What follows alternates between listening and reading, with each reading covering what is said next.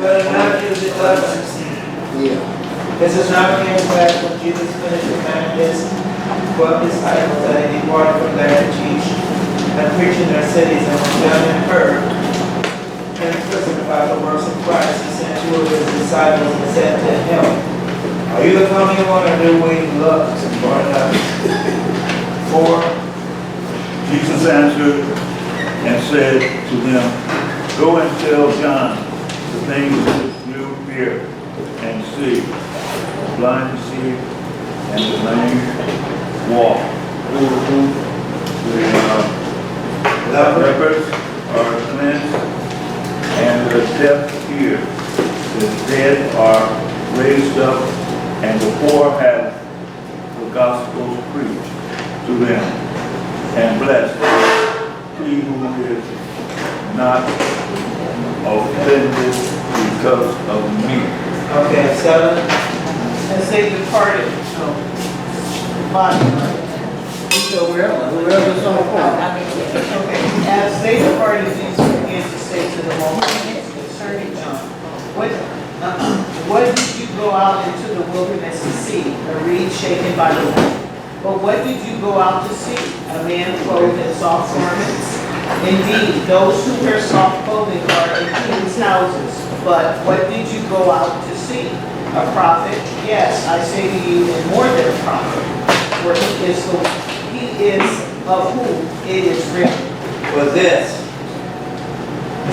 So this is he of whom it is written. Behold, I send my messenger before your face, who will prepare your way before you. 11. Surely I say to you, among those born of women, there has not risen one greater than John the Baptist. But he who is least in the kingdom of heaven is greater than he. And from the days of John the Baptist until now, the kingdom of heaven suffers violence, and the violence take it by force. For all the prophets and the law prophesied unto John. 14. And if you are willing to receive it, he is Elijah, who is to come. He who has ears to hear, let him hear. But to what shall I liken this generation? It is like children sitting in the marketplace and calling to their companions and saying, "We played the flute for you, and you did not dance. We mourned to you, and you did not lament." 18.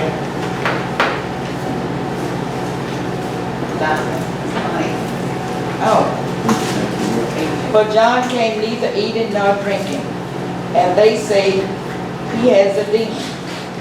The Son of Man came eating and drinking, and they say, "Look, a glutton, and a winebibber, a friend of the tax collector, and sinners. But wisdom is justified by her children." When?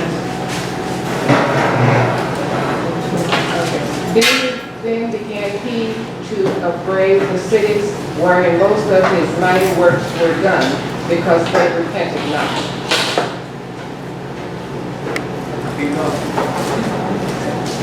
Woe unto thee, Chorazins,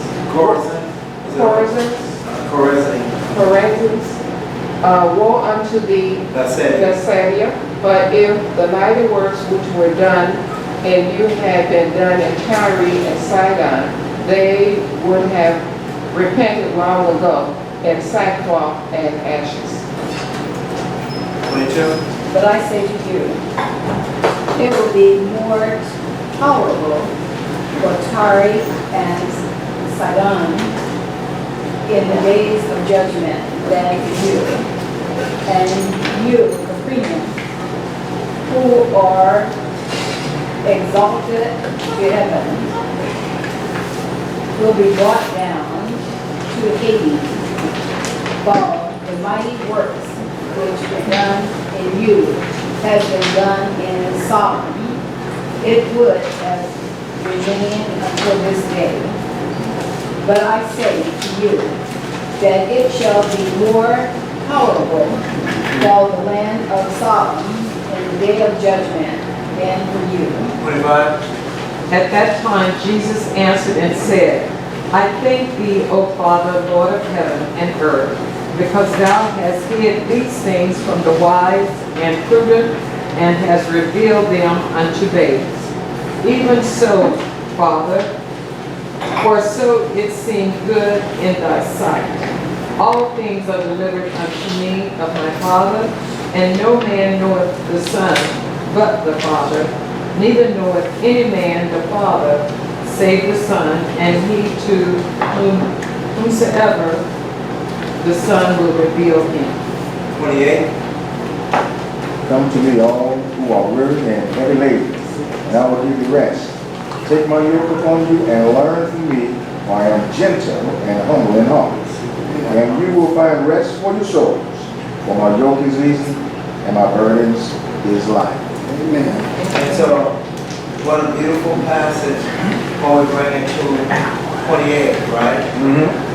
And that says, come, right? Come to me, right? Right. So, I figured if you pull this single sheet, you can see to come. See it, the single sheet? I see. And it says, To come is to believe to the point of submitting to his lordship. I am the bread of life, Jesus declared. He who comes to me shall not hunger, and he who believes in me shall never thirst. Comes and believes are, what's that, parallel, just as are hunger and thirst. Coming to Christ is believing in him, which results in no longer hungering and thirsting. Other biblical synonyms for believing in Christ include confessing him, receiving him, eating and drinking him, and hearing him. so now by looking at your text, it says come to, right? Right. It says come to. So remember he had just identified at 27. Remember what he said in 27? He had just identified something. Look at it in 27. 27, your Bible says what? All things have been delivered. All things have been delivered to me. Come on. By my Father. Uh-huh. And no man knoweth the And Son. no one, and no man. No man knoweth the Son, but the Father, neither knoweth any man the Father save the Son, and he too, whomsoever the Son will reveal him. So then, what is he doing? Who is he talking to? There's a multitude, but who's in that multitude? Pharisees and Sadducees, right? So then, listen to the statement. What is he doing then? He's made the statement, you saw it in 26, and you see it in 27. He's doing something now. He's taking their power away. He's letting them. You said taking power, you said, He's identifying who he is, but he's letting them know that they don't know who he is. well, right, so who is he? By looking at what your text says. He's the Son of God. Which would make him God. God or equal. So this is what he's doing. He's no longer hiding. So he's now saying, he's going, if you see it, it says, my Father. If you look at your text, it says, my Father. He didn't say our Father. He says, my Father. So what he's saying is because they know then that they would know then they're familiar with God. Right. So they're familiar with God the Father. Well, they say, yeah, he's God, the Father. He's our Father. He's everybody's Father. But Jesus really pinpoints it and brings it to their attention that he's my Father. Well, if he calls him his Father, then he is declaring then that he is God's Son. Right. If he's declaring that he's God's Son, then he made the statement, come to. See that? Yeah. Then he made the statement. He says, and so the only way you're going to get with my Father or be with my Father is you have to come to. So watch this. Now, come to, I wanted you to see that because the thought of it is to empty yourselves. I says, here's the problem, that it's not just here, but it's with several churches. You've got so many members that refuse to empty themselves. You know, it's as long as the gospel is being taught where it doesn't offend me, then amen. I'm with you. But when you say something now that I believe you're attacking me, now if I'm not mature, then my immaturity surfaces. And when it surfaces, then it becomes like it's supposed to, personal. It really is to become personal. But in it becoming personal, it is to, he says, come to. You are then to surrender. You are then to submit. But if you don't see it as what he's trying to get you to see, that he is the Son, you can't get to my Father until you let go, until you empty yourselves. So we can play this game all day long about how much we love God. But he is making it clear as a bell. There are, whether we hate, whether we like it or not, rules and regulations that God has said, the Father. And the Father has said to the Son, say this, come to, watch your text, come to Me. He says, then you come to who? Jesus. You come to me. He says, so then he is saying, then your only way of being with my Father is to come through me. That's going to impose a problem. Right. Because if you don't see him as God's Son, then why should I come to you? Right. If I don't humble myself, empty myself, and recognize him as Lord, then I will have this battle. I will fight. I will forever fight, because you're trying to tell me in order for me to enter into heaven, I've got to submit. It ain't just a male thing, it's also a people thing. It's everybody. Do I want to submit? Have I been living in this world so long and been independent so long that for me to do what he is telling me, is there another way? When he is trying to tell you there is no other way. Either you come to me. Then he says, when you come to me, watch the text. He says, and then when you come to me, he says what? All who are weary and heavy laden. He says, so then when you come to me, pull your paper. He says, you're weary. When you come to me, you should be weary. See it? Kapaya. So you see it? So watch this. He says to grow weary, right? Y'all see it? Or to labor. Or to labor. Come on. Carries the idea of working to the point of utter exhaustion. Of what? Utter exhaustion. Watch this. He is saying you can't be a part-time Christian and enter into the kingdom of heaven. That ain't gonna work. Christianity requires sacrifice. I made that statement last week. The sacrifice he's talking about, it ain't something that you easily give up. That ain't no sacrifice. Sacrifice is something that you really have to let go. That's what a sacrifice is. This is something that I do. This is something that I own, and I really don't want to let it go. When you can let it go, that's your sacrifice. I made the statement, closet. We all got closets. I says, when you open that closet, and whatever that habit is, you're willing to make the sacrifice to let it go. That's your sacrifice, whatever it is. We all have habits. If that habit interferes with our worship, with our serving God, then we have to let it go.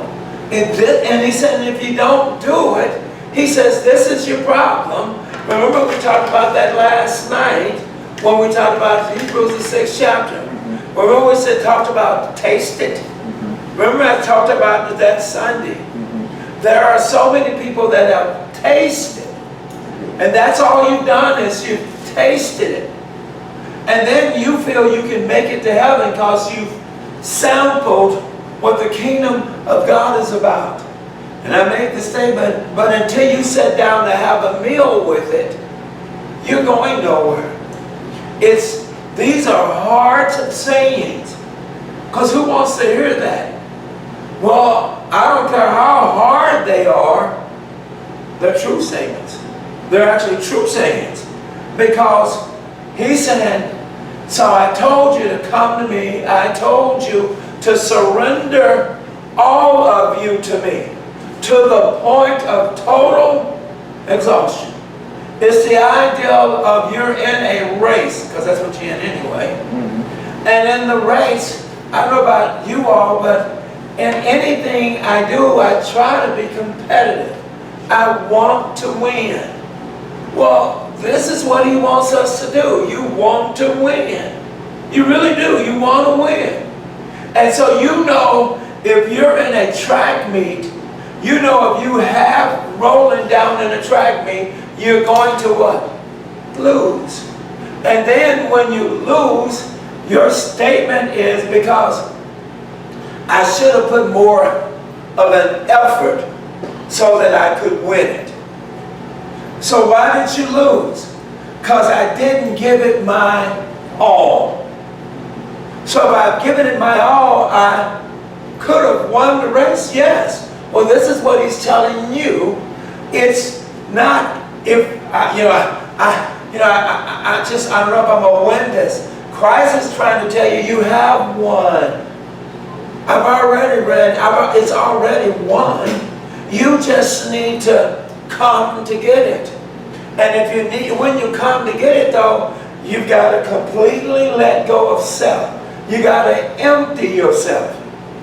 And it requires not a little of you that needs to be emptied, but it requires a lot, which could be a whole lot of exaltation.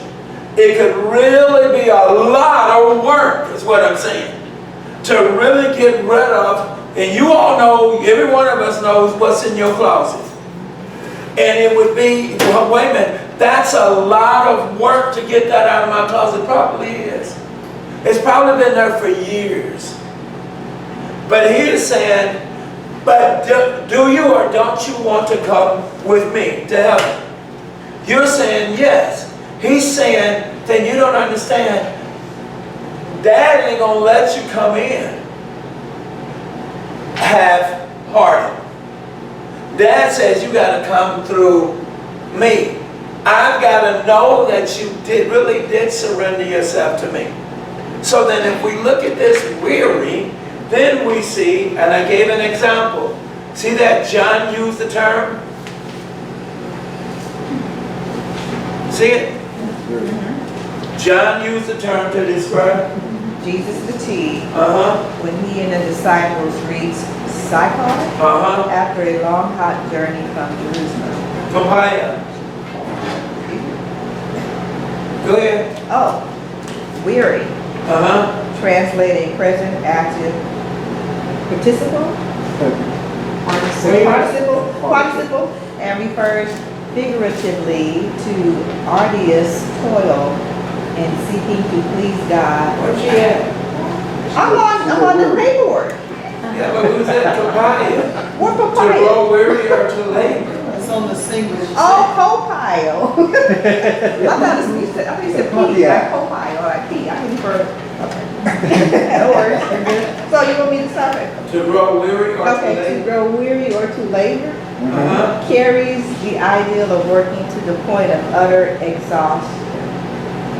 John uses the term to describe Jesus' fatigue when he and the disciples reached Sychar after a long hot journey from Jerusalem. He did the same thing twice. I did. No, he didn't. Oh, So then now you got weary, which translates to present active particle, right? So then what am I saying? Back into your text. Now we're going to play the English game. So if we go back into your text, he's saying, come to me, all that are weary.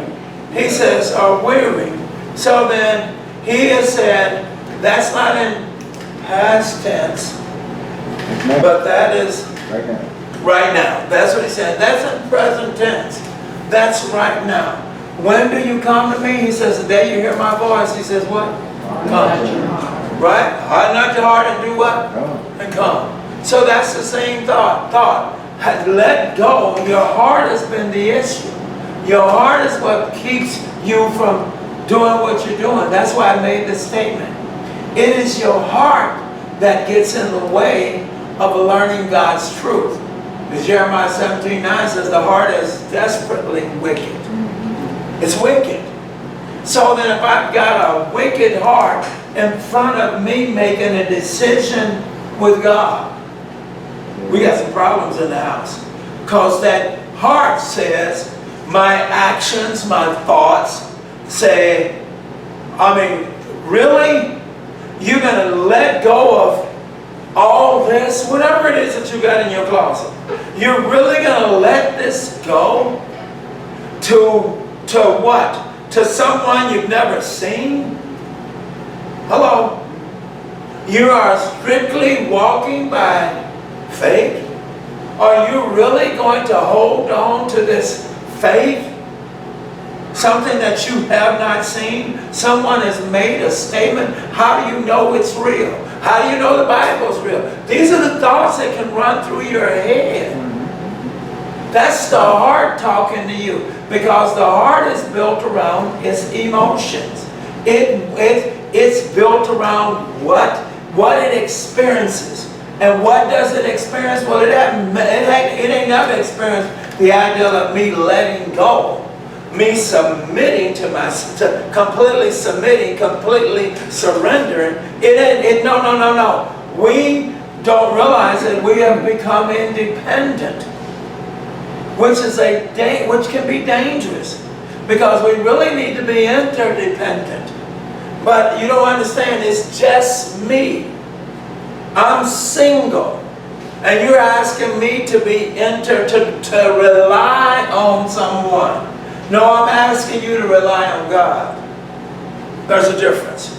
I'm not asking you to rely on some man, watch this, based upon your materialistic things. I'm asking you to rely on God, allowing your spirit to dictate or take control of your life. Yes. Yeah, I was just going to say, I think the reality is for us is we're all so conditioned, so conformed. Yes. Because we picked up so many things along the way, not fully realizing that they're not just that easy to let go. You got it. And that's where I'm at. That's the sacrifice. Because I don't want to let go. Let it go. Yes. And that just reminds me of Romans 12. It says, Yes. I beseech you beg. I Yes. beseech you, brothers, by the mercy of God, Yes. be transformed. Be not conformed, but be transformed. By the renewing your mind, that's your heart. So that heart has to be transformed. Like you said, transformed. It's got to be renewed. Like you said. It should be conditioned, so we got to uncondition that. But watch this. But this is the issue. But I don't want to. Yeah. See, this is the issue.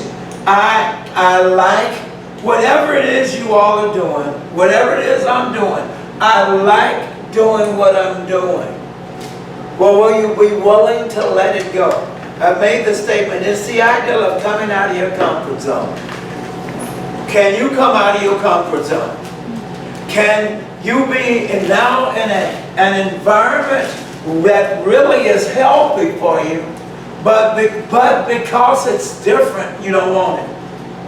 Here's a good one. You got vegetarians or vegan food that people are eating. I'm not knocking it, but hear me. But why? But why are you doing this? Well, because someone has said it's healthy. Someone has said you lose weight. When before this stuff came out, what you were eating, you could lose weight. The key was you had to exercise. But somebody came up with something where you don't really have to put out a lot of exercising. So watch this. So go vegan. Go vegetarian. Why? Now you don't have any proteins that are hitting you and staying in the body, and you've gotten older. No, that's the issue. It's just you've gotten older. Your metabolism has slowed down. But you're willing to try anything if it'll work. Why? Because in your mind, it's, I've got to look good. Hear me? In your mind, that's a male and female thing. I've got to look good. So what are you doing? I've got to do what I need to do to look good. Let me give you what you need to do to look good. Exercise. Well, see, I don't want to do that. I want another alternative. Give me plenty pills. I'll take all the pills you give me to lose weight. Give me something, give me anything. I'll even go to the doctor. Can you cut out my fat? You don't tell the truth. You see what I'm saying? We are forever wanting an easy way out. When God is trying to tell us, in order to get to the kingdom of heaven, it requires exhaustion. It requires you work hard. You've got to let go of whatever it is that hinders you from doing God's will. That's really what it comes down to. Because you not doing God's will, there's going to be consequences. A lot of churches won't teach that stuff because it makes, those that are timid, those that all they wanted to do was feel good, and you're saying something that is now offensive. That's why I've said, yes, Bible study, reading the Bible, it is personal. And if you are doing the opposite of what it told you to do, then it's really personal. Because now you're saying he's talking about me. And when you throw the me in, that's what is thrown out. Learn how to submit. Because when you throw me in, it's all about me. It's all about me. If me and what you want me to do, God, blends, then we're okay. But the problem is, it don't blend. You hear me? It really doesn't blend. Last time I checked, good and evil ain't never blended. Day and light ain't never blended. Christ is what? Light. We are in darkness. It ain't never blended. So why are we trying to make things blend? Because we want things to go according to our way. And then we still want to be called Christians. I was talking to a gentleman just, was it Sunday, because we witnessed something on Facebook behind one of our brothers and sisters. I couldn't believe the fun that they were having and how worldly it was. And then you put it on Facebook. And yet you come back, now you're talking about, yeah, you love me some Jesus. It don't blend. You didn't set an example for the world. But I don't want to be, watch this, I don't want to be, excluded from the world. I want to blend. I want to be the world, and I want to be a Christian. I put on my worldly things when I go out to have fun, and then when I come to church Sunday, I put on my Christian hat. There's no work in that. Absolutely no work in that. It ain't hard when you're tired to come in and sit down and listen. Did you hear me? It ain't hard. This requires exhaustion. But he's not done. He says weary, then he still tops it with something else. He says weary and what? Heavy laden. Then he says and heavy laden. He's not through. It's like, don't you think he would have stopped now? You've already told us we are to submit to the utmost of exhaustion. Now you're saying heavy laden. So watch this. Then let's get heavy laden. Get back to your paper. Now let's pull heavy laden. Heavy laden says what? Translate. Translated perfect passive participle, indicating that at some time in the past a great load was dumped on the weary person. Whereas wearies refers to the internal exhaustion caused by seeking divine truth through human wisdom. Heavy laden suggests the external burdens caused by the futile efforts of workers. So now what are we talking about? So what is he talking about now? Anyone? So what is he talking about now? We've already got now the exhaustion. So now what is he talking about? Now he says heavy burden, heavy laden. So now what is he talking about? You think that's enough? I'm already wearied. I've already got a load. I've already made a sacrifice. But he then drops more on us. So now what else is he talking about? Look at it again. What else could he be talking about? I says whether weary refers to internal exhaustion caused by seeking divine truth through what type of wisdom? Now heavy laden suggests what? External. So then what is the external burden? One works within. The other one works without, right? So then what could he be talking about? Faith without works? So he's saying now you need to do what? Do something. You gotta do something. That's what he's saying. Now do something. Now he says you come to me and watch this. And when you submit it to me, he says don't just little submit to me. He says I mean give it all to me. He says when you give it all to me, didn't I give you a work? And that work was to go and do what? Make disciples. So watch this. So that's going to show you're heavy laden because now you're doing work. Now the internal now expresses the external.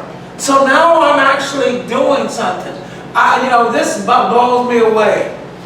You've been a deacon for 2 years and you ain't lost an ounce of weight. But you see that, I hope that's a good example so you can see what I'm talking about. You've ingested those things that are good for the body. So since they're so good for the body, then why haven't you reduced in weight? Because here's why. Because there still wasn't a sacrifice. Let me show you. Because the sacrifice, it was, no it wasn't. Because when you were eating, when you were eating meat and carrying on, that plate wasn't as large.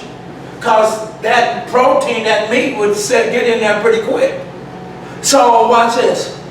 You hungry. You had your vegetables or your vegan food. But watch this. Hour later, you hungry. So what do? You don't dare eat anything protein, any heavy foods, right? But what you do is, you was over there at that time, what do you do? So what do? All of a sudden your plate is loaded again. So was there how can you lose anything when you've not given up anything? As a matter of fact, you eat more than what you were eating then. He says, no, I didn't, because when I came in and gave you the plate, see how little my plate is? But you think it's healthier, so. Yeah, so you saying it's healthy. See how little my plate is? Yeah, but let me stay around you all day. Because here you go with another plate. You see what I'm saying? Yes. I think basically all that vegetable eating comes from the scripture when Shadrach, Meshach, and Abednego, they refused Right. and they were beautiful because of it. But this is the thing, like you said earlier, if you're not with God, He's not with you. So in essence, back then, you got to understand that He made them blossom and look that way too. You just said. Because that is the diet He gave them. So if God gave you some, of course it's going to be the best. Or watch this, and you there. I very much agree with you. We failed to understand something. That was the challenge that the three of them were doing to show those that were eating this. Well, what God was showing, not necessarily the food, but God was showing who He was. No, they didn't have to eat nothing. And God would have taken care of He was out to show them His power. To show that those, not Canaanites, the Babylonians, He was out to show them who He was through them. So your point is well taken. You are right. It's there. That's why I've said it too many times when I hear somebody talk about vegan or I'm a vegetarian, and then I look at them and I say, well, where'd you lose your weight at? In your left toe? But you hear me? Because that's what you call yourself doing. You said it was supposed to cleanse you. You were to eat better. And once you're eating better, you were supposed to do what? Reduce weight. So why haven't you reduced weight? Because you don't talk about when I ain't around, what you're doing. And another point that's biblical, God said when that time came that you can eat, or what's it called? You can eat whatever God made. And like He said, you can eat it, let me bless it. That's Peter. But eat it in moderation. Drink it in moderation. So the thing is, today is overconsumption of everything. The more you have, the more prestigious you are, the more food you eat. Oh, well, I can afford to buy lobster steak. And so many people can, but God has always put everything in moderation. So, and what He's saying is moderation of exercise, moderation. Right. You will be a perfect weight, but people always, it's never a balance anymore. God didn't make you that way. If you really stop and think about it. He didn't make you with all that. You did. Yeah. Stop and think about it. So what do? We're talking about the external, but I want to talk about the internal.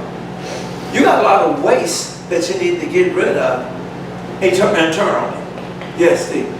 You know, speaking of weight, I was just looking at where it says, wherefore seeing, I think it's Hebrews, wherefore seeing we also compose about with so great a witnesses. He said, let us lay aside every weight.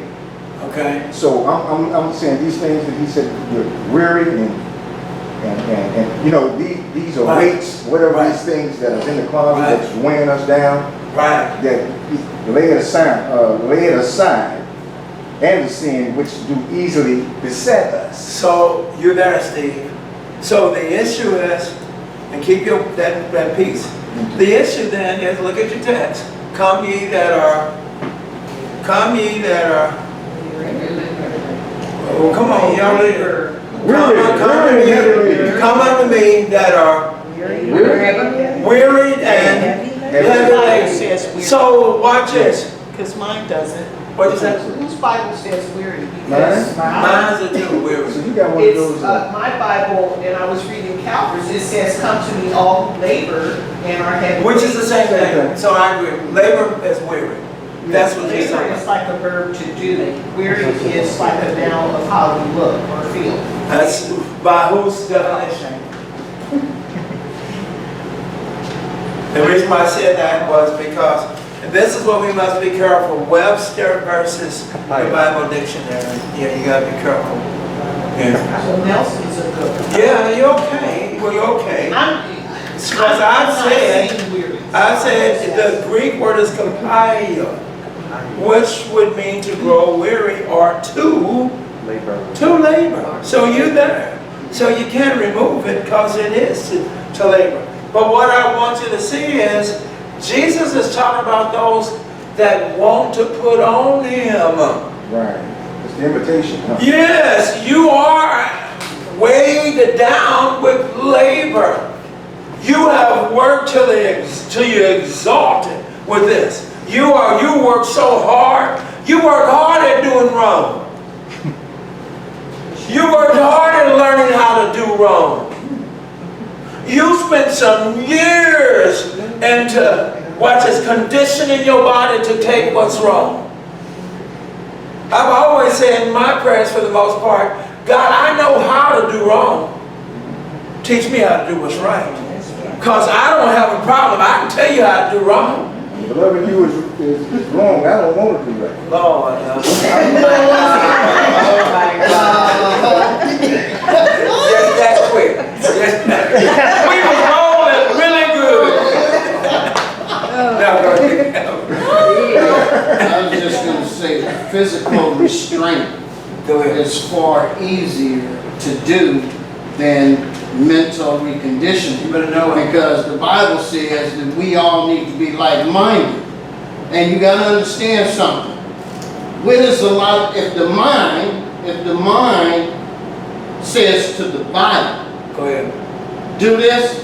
See, I can't move without the mental capacity of what's taking place. So if my mind is not being renewed, it's easier for me to give you the illusion that physically I can restrain myself. But what does it really mean? It means that I'm only taking on one aspect of the whole. Jesus said, I don't want a piece of you. I don't want a part of you. Give me all of you. And the hardest, and this is what I've learned, the hardest thing to bring in submission, That's it. it's this mental state. Because there's a whole lot of trickeration up in here. There's a whole lot of stuff happening upstairs. You've been around quite some time. You have gathered some information. Okay? And that information you have gathered, you have conditioned your mind to where it ain't bad. Hear me? Where it's not bad. So why I need to stop doing this? I used to hear this statement a lot. So what's wrong with going to a club? I used to hear that a lot. So what's wrong with going to a club? That's the conditioning of the mind. You don't even see anything being wrong with it. You're in the Satan's den and you have said, all I'm doing is this. I'm not doing anything else. When I've always stated this. You know what? I may be able to defeat you, but I'll never be able to defeat Satan. Did you hear me? But I may be able to defeat some man, but I'll never be able to defeat Satan alone. I'll never be able to get him. He, as a matter of fact, he will tear me apart. Did you hear me? But I don't see what's wrong. That's what's wrong. You don't realize how dark you are, how blind you are. You've been in that state of mind where you have told yourself it's okay. Give you a good example. Remember that first shot of whiskey you took? Come on now. Remember that first shot of whiskey you took? I don't remember, but I remember the second. And remember what it did? Can't take them anywhere. Remember what it did? It burned. Remember? When you first tried it, it burned. And you said, I don't know what they see in this. Because it burned. And then you did what? You did it again. After a while, you could sit down there with the best. And go and sit down and drink all your cognac you wanted. All your Jack Daniels you wanted. Did you hear me? You bought the lie. You bought the lie, and now that lie becomes your belief system. That's it. And that's the key. that ego side of you said, you can't be defeated. Do it. And so what did you do? You did it. Then you got comfortable with it. But the Bible says, I have to be under control, right? I am to be sober, right? So what determined that you were sober? Well, I can get up and walk away, I'm okay. What should have determined that you were sober was, so why are you getting louder? So you don't even realize it. So why are you talking a little louder? Because you have just lost control and don't even know. But you can get up and walk around like it's nothing. But you have already lost control. So watch this. So then this is what he's talking about. These type of folks, we have been, I said we have all been in those situations where we've got a load. We got a lot of stuff. We got a closet full of stuff. And he says, come to me. You got a mess in with you. Come to me. Yes. Okay, so, and just believe you guys, I'm just knowing this is the things that I've learned and I'm just settling them properly. Now, those would be some of the conditions under other religions where you're heavy, your labor and your burden because they feel that you are working for salvation. We know we're given salvation by grace. So that would be the labor. So we're heavy laden with rituals and with what we can't do. Say for instance, Jehovah's Witnesses, that I know.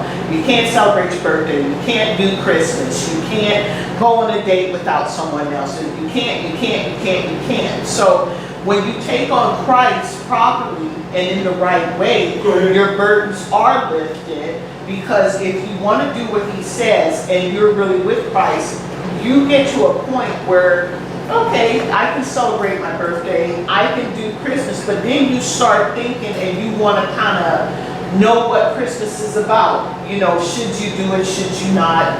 Do you want to go to a club really if you're a Christian? I'm invited all the time. It's just not my thing. Okay, I don't find any, you know, for me it's like I don't have any happiness to go see someone in concert. I'm not paying for it, and even if you do pay for it, I'm not going because I don't want to be around it. It's not that I don't like music. It's not that, hey, I'm not fun to be around. It's just when you know certain things and you read certain things and you keep your eyes open, you don't want it. Right? So that's how knowing Christ and coming to him, those labors and burdens from what you can't do, it is lifted, because in your heart you start developing, there's nothing conducive there for me, so what do I want to be there for? And that's, you know. That's reaching a level of maturity. Now you're starting to grow up. So watch your text. He says, what? Heavy lady, come. He says, what? Come to me, all you who labor and are heavy laden. Come on. And then he says, and I will give you what? Rest. What is rest? Peace. What is peace? Do I have it written down in there? Yes. Look, what does it say? It is to refresh or revive as from labor or a long journey. Jesus promises spiritual rest to everyone who comes to him in repentance and humble faith. Keep going, flip it over. And a power. God's rest is a common Old Testament theme. The Lord warned Israel, do not harden your hearts as at Meribah, as in the day of Massa in the wilderness, when your fathers tested me and tried me, though they had seen my work. Therefore I swore in my anger, truly they shall not enter into my rest. So then what is Jesus talking about when we look at the text? When he says, right, and I will give you rest. He told you to do what? Look, and we said come to means what? We said come to means what? Empty yourself. Empty, submit. It means to submit. He says, what are you going to submit? I'm trying to make it as simple as I can. Read your text. What am I going to submit? That which makes me weary, right? Because that's your text. That which makes me weary. And watch this. Not only does it make me weary, but boy, it has been a load, heavy laden. It has been a load that I've carried with me. I've been told, all your rituals, I've been told all them rituals that what I had to do in order to earn salvation. But Jesus is saying, but if you come to me, he says, what? Watch this, but when you come to me, he says, I'll give you rest. He's not through with his sentence. With his thought. But he says, but I will give you rest. Then the next concern would be, then what do you mean by rest? I got the terminology, what it means. I got the shalom. I got that peace. I heard somebody say inner rest, inner peace. So what are you talking about? Now watch, read your text. Read some more of your text.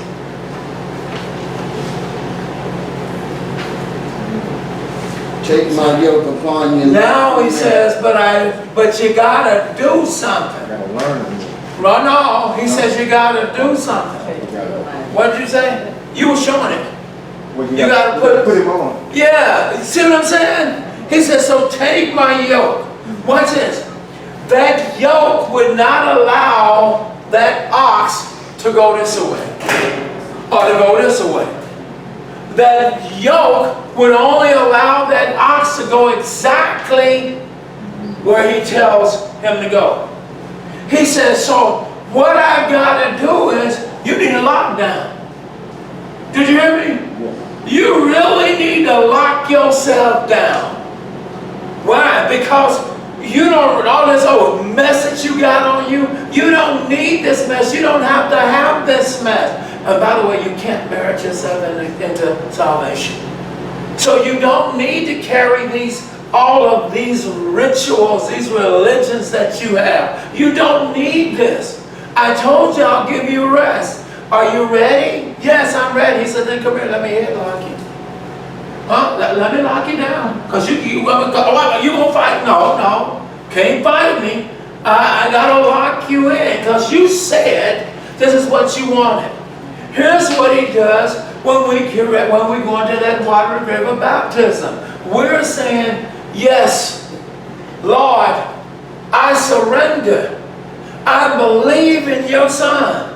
And then you all hear those statements that I will make. So wait a minute, what I'm really saying is, so then you're saying you're willing to empty yourself. You're going to stop following you, or you're going to stop following someone else, and you're going to follow Christ. Wait a minute, a lot of folks don't understand that. So that's why I can ask the question. So what's wrong with going to a club? I done been in the water. So what's wrong with, because you didn't get that yoke on you. You never allowed him to put it on you. That's why you can't learn nothing. Yes. I'm going to comment on it. There's nothing wrong with it. But if you're a true servant of Christ, you could stand there and be like this because it does nothing for your joy. It does nothing to bring you peace. It's nothing. Which way I'm lost. I'm saying this, and this is why I feel that, and when I read, it comes to my heart, Jesus' burden is light for us. His yoke is light because he's not saying, you can't go to a club. It's going to be your choice. I'm wasting my time. What do I want to go here for? I'm happy. And watch this. Piggybacking off where you're at, watch the text. I told you, let it open. I want you to see it open up. He says, my yoke is, come on. It's easy or light. It's easy or light, right? He says what? He's gentle and lowly in heart. And Wait a minute, did you read it? Go back up then. Take my yoke upon you and learn. Well, that's what we missed a whole big word. Take my yoke upon you And learn. hold on, and learn. Okay. Now that's why I don't want to go to clubs. Now that's why I ain't interested no more. Because I've now learned what's right. I know this is not beneficial. Lord, would I want you seeing me shaking my behind, or would I want you seeing me bring souls? That's the particular. You know what I'm saying? What would you want me to do? How would, we talk all this noise, and I've said over and over, and I said, and I know it offended some people. You'd rather be in a gym than learning about God. What's wrong with that picture? What's wrong with that picture? But when you learned of God like He was supposed to, then you know what's prior. You know what comes first. He's not saying not to do it. He's saying put Him first. That's what He's saying. Put me first. When you put me first. Well, no, He did. Yes, He did. He said, learn of me. So that's first. He says, once you learn of me, guess what? There are some things that you're going to pull out of the closets. You don't want them no more. You know them roller skates that you got? Leave the road stick. Come on. But you know what I'm saying? Come on. Hey, I'm on the nice skates and keep falling. Watch this, and I done broke my hip once or fractured my hip. I'm going to get back on it again. No, that's another story. But you see what I'm saying? Watch this. But as you get older, that's what I'm saying. Hear me now. As you get older, yes, you are going to put them skates up. Yes, as you get, because watch this. Now you got a fear factor. Because if I fall, I'm going to hurt myself. Wait a minute. How did that come about? You learned. You learned. It came to your, wait a minute. You've heard, wait a minute. Don't you know the older you get, your bones are more brittle. So if you fall, boy, you know you're going to shout at something. You don't want to shout at something. So what is best to do is to put them things up in the ceiling and say, hey, you know, I used to do this. I used to tell folks, I used to love the game of basketball. Watch this. After the doctor, after my knees just kept, hey, wait a minute. What made you stop? Because I learned. How'd you learn? Pain. Pain. The pain said, no, you're right. You have a choice. Come on, let's go do it some more. You say you lying to me. I can't stand the pain. It's a lesson that included pain that made you stop. But it's still learning. Yes. Just like that guy who was talking about he can dunk at 60 years old. No, I can't believe it. But I saw a guy out there that's roller skating with a walker. What? With a walker. He can't shoot, he wasn't going to walk. But you see what I'm But I saying? just say, that's the shit. No. I mean, No, that's what I don't. But let me ask you. Can't take him anywhere. Could you say that yoke also is lining up with him? Is that kind of like putting a yoke on? That's what the yoke does. And watch this. But the yoke is light. Remember that. It's what? It's light. Remember, it's easy. Remember, it ain't got a lot of weight on it. He's not trying to do what you just got rid of. Heavy laden. He's not trying to put a burden on you to learn of him. He wants it to be easy. What are you talking about? We all have grown at certain levels of faith. We all have it. I can sit here all day long, start to tell you something, and I say, I just don't understand why they don't get it. Because you grow at your level, not at my level. That yoke is light. You need to learn of him. And if I keep pressing and pushing, hey, that ain't too light a yoke no more. That's a burden. You know what I'm saying? That's heavy now. So what do you do? So Jesus said, but if you learn of me, he says, come on, put it on. And you got to have some direction. If you don't have direction, you're still going every which way.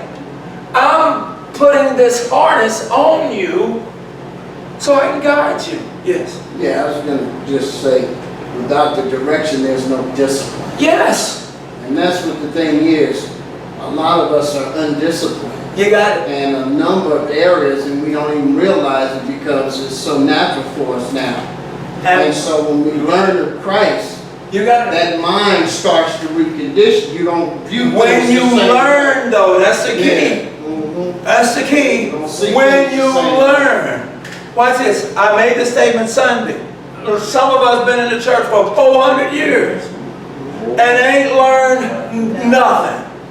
All you know is that I was supposed to be baptized. All you know is I'm supposed to take the communion Sunday.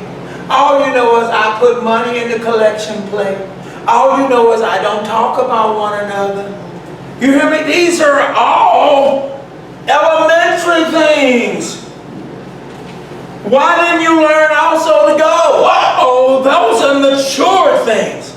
Because if I go, then I need to go. And when I go, I certainly need to know what I'm talking about.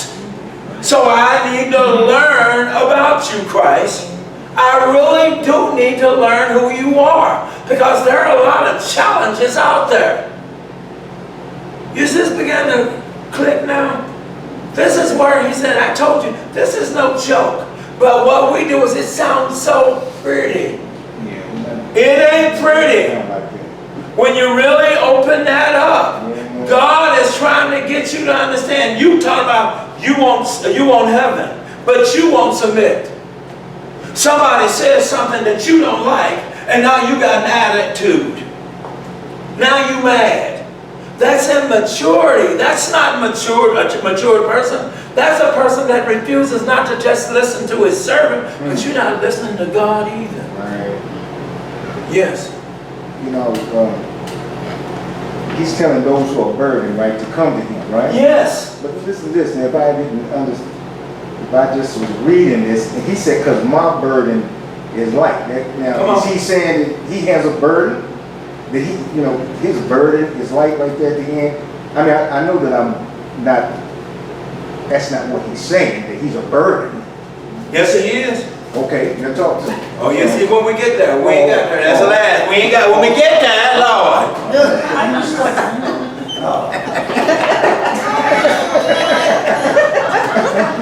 I just wanted to comment there. His burdens aren't as heavy as we think. So say like people think that, okay, we're in grace, so there's no more 10 commandments. Just like no fornication. And that's a big deal in the churches, okay? Think about it. He gave you that as a command, but that's sinning against yourself. Okay, so not only were they given as rules, but really they're rules. He's really trying to protect you as a person.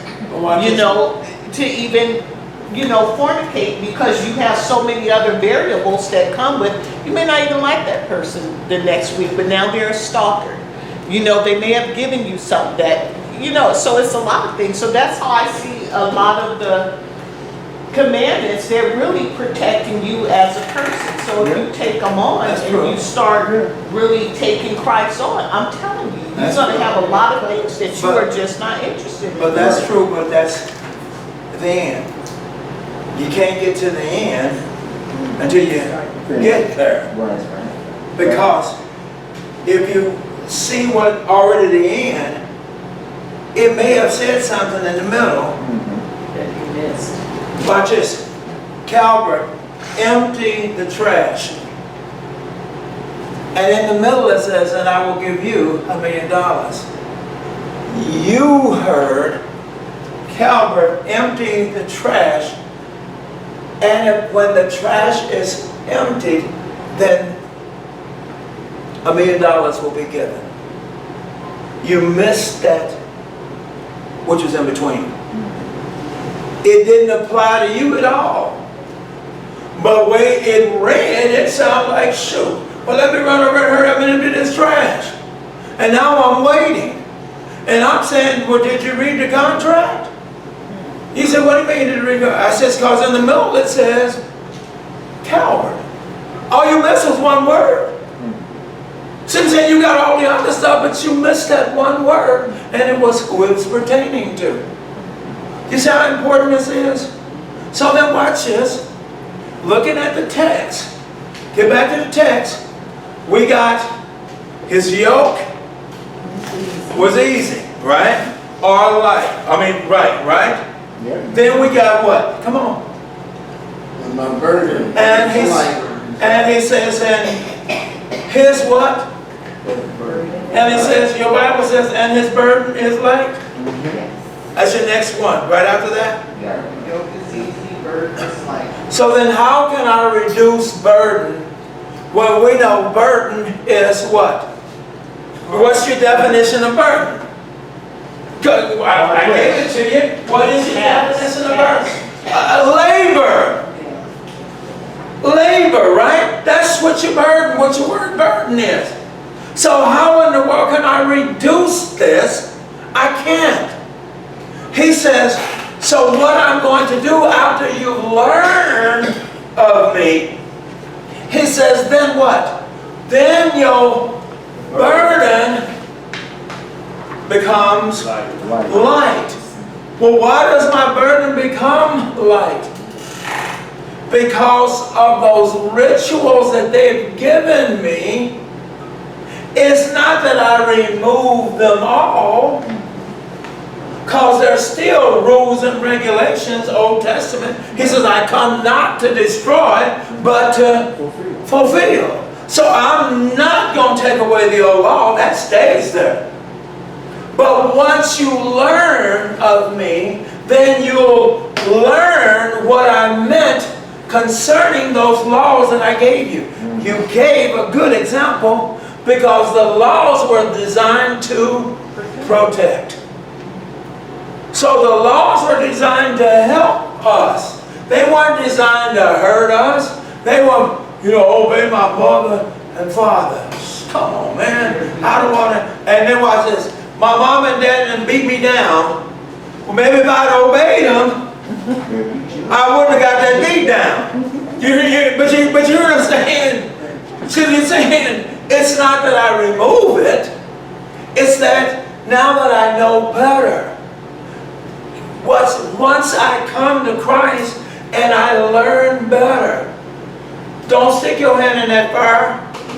And you did it anyway. You learned. Don't stick your hand in that fire no more. The burden he's talking about is light. He says, I'm not going to load you down with all this stuff. I am not changing the law. If a man looks upon a woman with lust in his eyes, he's already committed adultery, Matthew 5:27, right? So then watch this. But that was the law. That what? You could not what? You could not what? According to their laws, you could not, come on, what did you say? I could not touch. So, wait a minute. So then, Jesus is saying, see, you misunderstood the law. It ain't just, you can't touch her. Jesus said, it's mental. You can't even look upon her. You can't look upon her lusting after her. Now your communication, everything has changed. Because you got an agenda. And it's not a godly agenda, it has just become a Satan agenda. Remember, I told you, God here quit looking necessarily at the physical. God is looking at the spiritual. It is the spiritual man that will go back to God. It is the spiritual man that will have to be judged. God is not looking at your external. God is looking at your internal. Your heart. Your heart.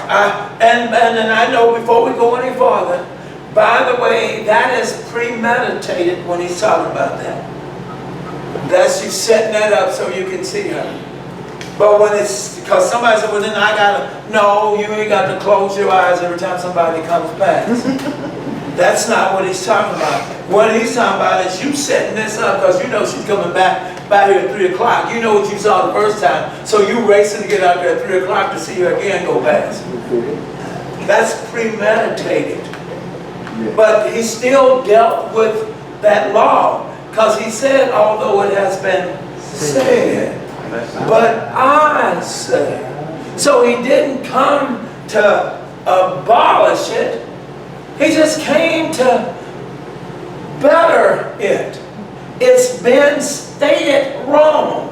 I want to state it right. I'm not removing it. I'm just correcting your thinking on how you viewed it.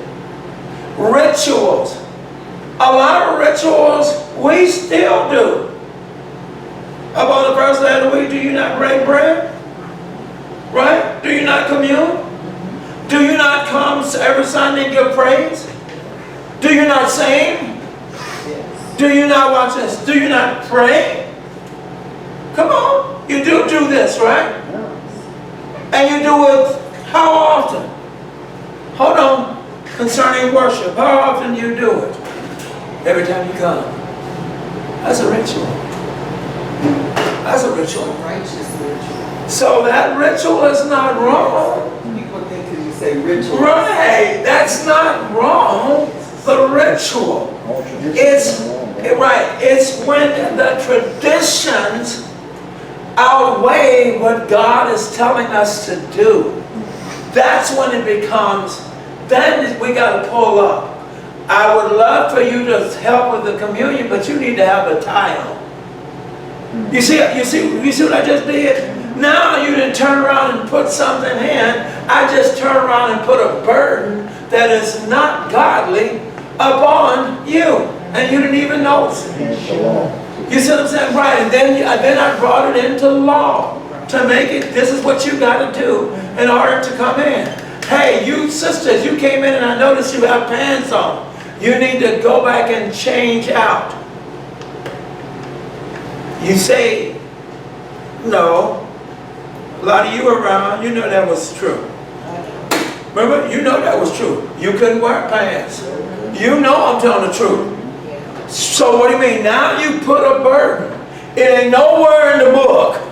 So who came up with that? These are rituals.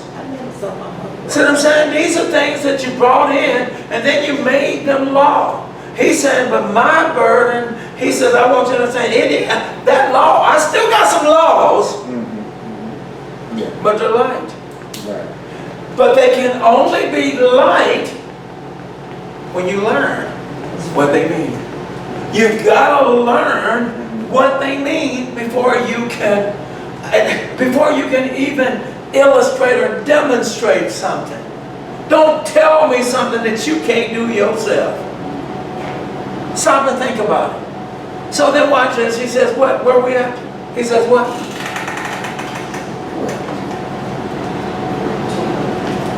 We said B12. Yep, that was the end of 11. Well, yeah. Watch this. Well, Well, let me you try the burden this. is light. Because I know you missed something. Hey, watch mine. Oh, 29 says, take my yoke upon you and learn from me. See how much you missed? For I am. For I am what? Gentle. See that? For I am gentle. And humble. How in the world we missed this? And you will find Rest. for who? Unto your soul. For your soul. Yeah. You see, that's how in the world. See how much you just missed? Because you didn't see that, you just missed a lot.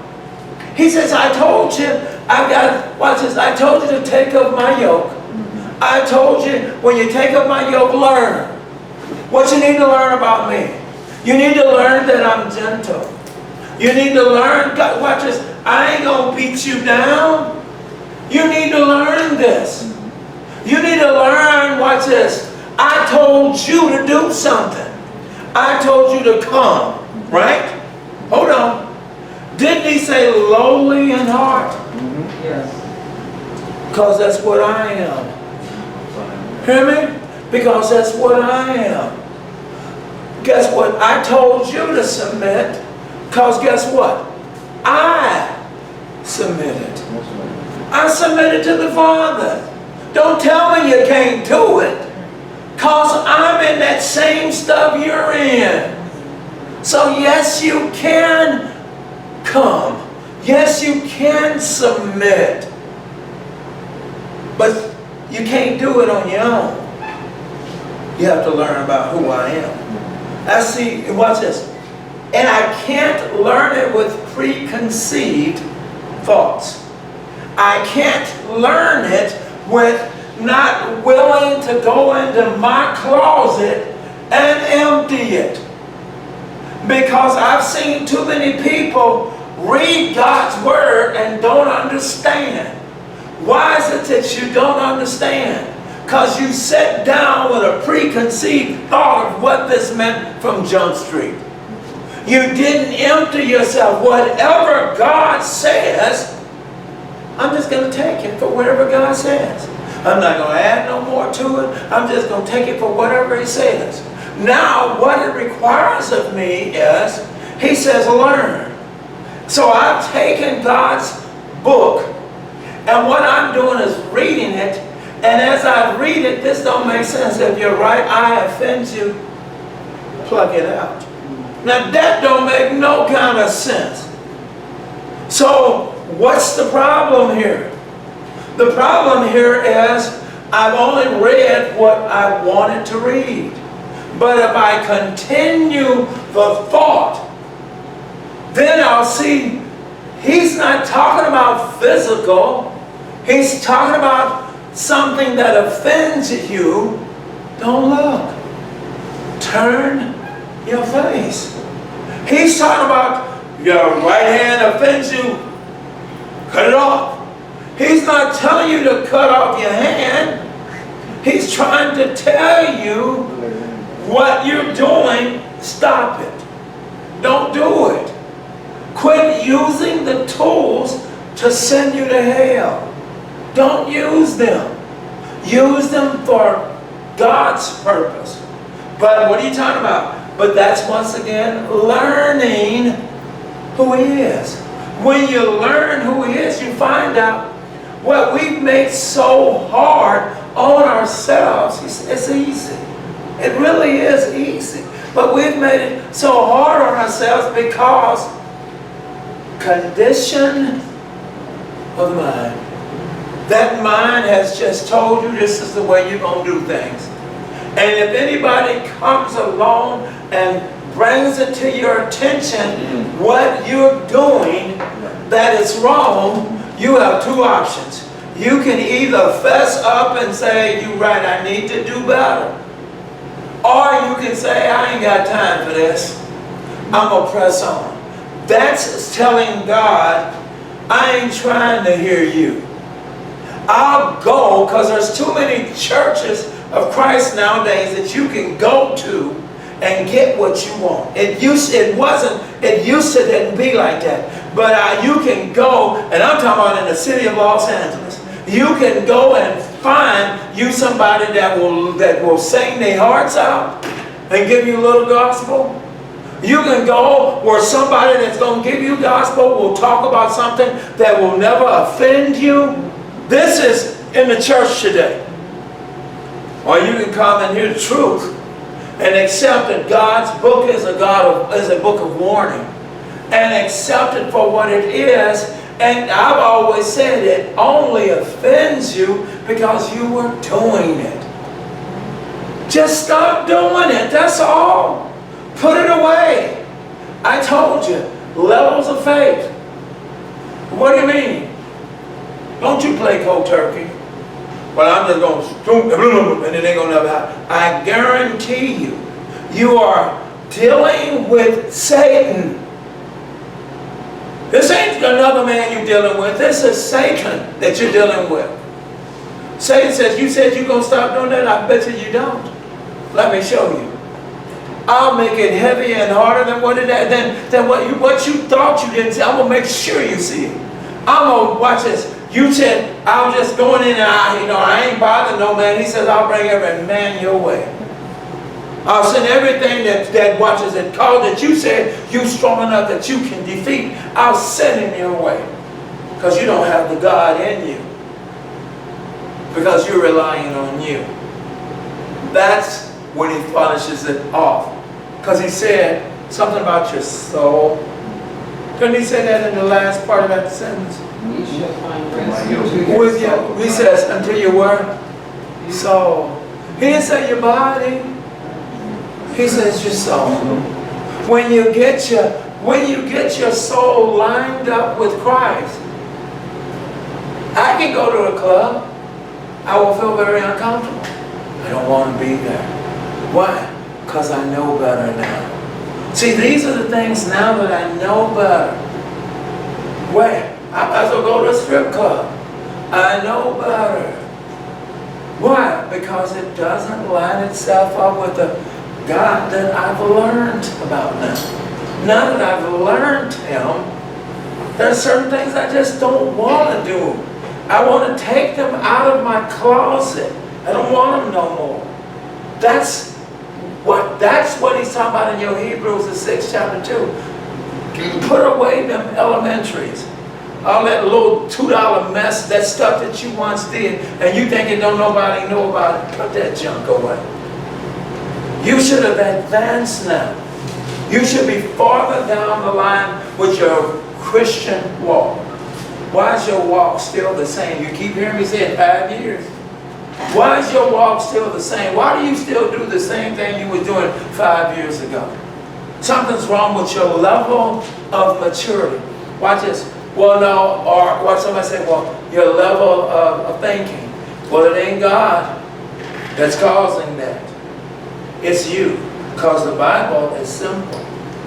It's you that refuse to develop, refuse to grow in the Lord. So what do? Then now you got an attitude.